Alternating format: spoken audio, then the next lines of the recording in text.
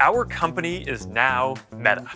2021년 무려 18년 동안 유지해온 사명 페이스북을 뒤로한 채 메타로 이름을 바꾼 마크 저커버그. From now on, we're going to be Metaverse first, not Facebook first. 저커버그의 포부처럼 지난 4년간 메타는 메타버스 관련 아이템을 꾸준히 선보였습니다. 하지만 메타가 받아든 성적표는 참혹했는데요. 메타버스 사업을 담당했던 리얼리티 랩스는 누적 손실 규모만 약 700억 달러, 한화로 약 100조 원에 달하고요. 2025년 3분기만 해도 44억 달러 정도의 영업 손실을 냈죠. 그래서일까요? 메타가 메타버스 관련 사업을 축소할 거란 소식이 들려왔고요. 주식시장도 반응하며 주가가 회복되는 우픈 모습도 보였습니다. 아니, 이름까지 바꿨던 메타는 진짜 메타버스를 포기하려는 걸까요? 사실 메타가 사명을 바꿀 때부터 전문가들 사이에서 이거 너무 과한 거 아니야? 라는 말이 나왔다고 해요. 이거는 엄청난 무리수였다. 페이스북이라는 상징성 있는 사명을 갖고 하나의 사업 일환으로 접근해도 될 것을 굳이 메타버스에 중점을 둔 기업으로 완벽하게 전환을 했다라는 것은 앞으로 일어나게 될 경영 환경이라든지 상황에 대해서 예측하지 못한 것이 아니냐. 메타는 이렇게까지 무리해 가면서라도 하고 싶은 게 꼭 있었습니다. 왜 페이스북 시절에는 기업이 미는 대표 서비스가 SNS 어플이었잖아요. 이건 구글의 안드로이드나 애플의 iOS가 꼭 마련되어 있어야만 서비스를 할 수 있는 구조라서요. 다른 기업에 의존하는 기존의 시스템을 바꿔버리고 싶었던 거죠. 그러니까 iOS나 구글 진영의 정책을 바꾸면 어쩔 수 없이 따라가야 되는 게 페이스북의 입장이었어요. 그게 너무 서러웠던 거죠. 우리가 이렇게 몸집이 크고 예산이 많이 있는데 우리만의 판을 새로 깔자. 세입자의 반란이라고 생각을 합니다. 메타버스, 지금은 관심이 뚝 떨어졌지만 코로나19 당시엔 마이크로소프트, 소니, 디즈니까지 너도 나도 메타버스 사업에 투자할 정도였으니까요. 페이스북은 인터넷, 모바일 이후의 플랫폼이 메타버스가 될 거라 예상한 거고요. 다른 기업에 의존하는 구도도 완전 바꿔버릴 수 있는 혁신이라고 여겨 기업의 사활을 여기에 걸었던 거죠. 대규모 투자도 엄청 했습니다. 인프라 투자도 하고 하드웨어도 출시하고 메타 퀘스트라고 해서 VR 헤드셋을 만들었잖아요. VR 플랫폼을 또 해가지고 페이스북 친구들은 VR 플랫폼에서 또 바로 연결되게 하고. 그럼 결과는 어땠을까요? 메타가 그간 집중적으로 해온 메타버스 사업은 크게 두 갈래 정도로 정리해볼 수 있는데요. 하나는 메타버스 플랫폼을 만드는 거고 또 하나는 거기에 접속할 수 있는 기기를 만드는 거예요. 그러니까 하드웨어부터 소프트웨어까지 메타가 다 선두에 서보려고 했던 건데 평이 그다지 좋지는 못했습니다.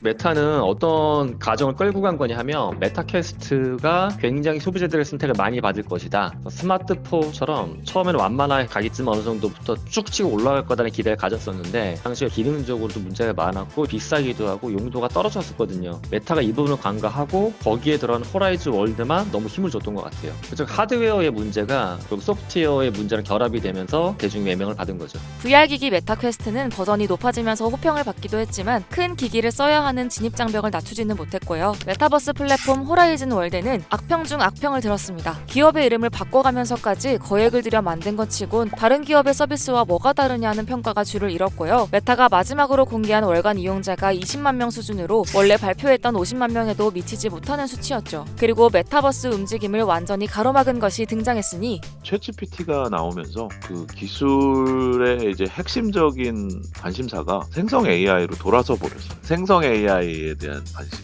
높아지면서 손해도 엄청 많이 났고요. 그리고 한 2, 3년 만에 메타버스에 대한 이야기가 아예 실종돼 버렸어요. 메타버스 자리에 생성형 AI가 치고 올라오면서요. 메타버스에 힘을 주려고 했던 기업들도 사업을 하나둘 정리하고 생성형 AI에 집중하는 모습을 보여줬는데요. 메타도 같은 행보를 보였습니다. 메타 초지능 연구소를 설립한 후 여기에 앉힐 연구원들을 모시기 위해 최고 1억 달러의 보상 패키지를 제시했고요. 초지능 개발을 위해 미국 스타트업 기업인 스케일 AI에만 143억 달러를 투자한 건데요.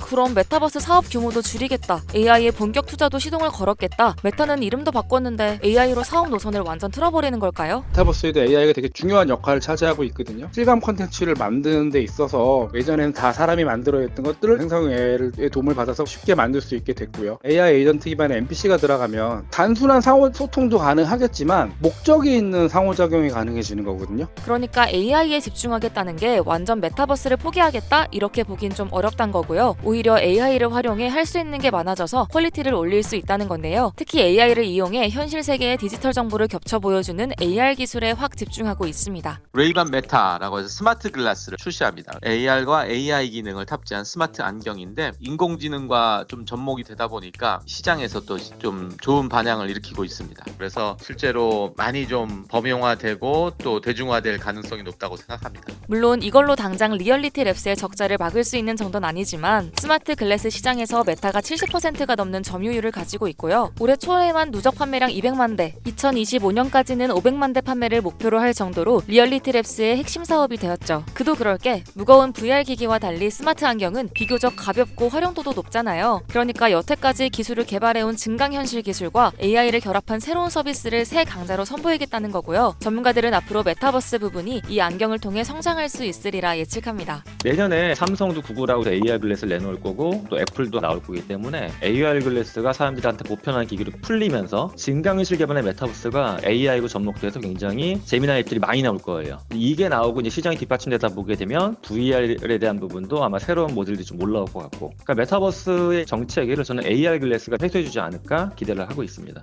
이름까지 바꿔가며 메타버스에 대한 열망을 내비쳤던 메타버스 예산을 감축하겠다는 소식이 들려오면서 이름값을 하지 못했다는 평가를 받고 있는데요. AI가 도입되면 메타버스 시장도 커질 거란 전망도 있지만 각종 기술과 콘텐츠의 한계로 인해 여전히 대중화에는 실패했다는 한계점도 분명한 상황. 메타는 과연 힘을 빡 주고 있는 AI 그리고 여태까지 키워왔던 메타버스를 융합해 미래 세대의 새로운 길을 열 수 있게 될까요? 아니면 메타로 이름을 바꾼 게 악수로 남게 될까요? 여러분들의 의견을 댓글로 알려주세요.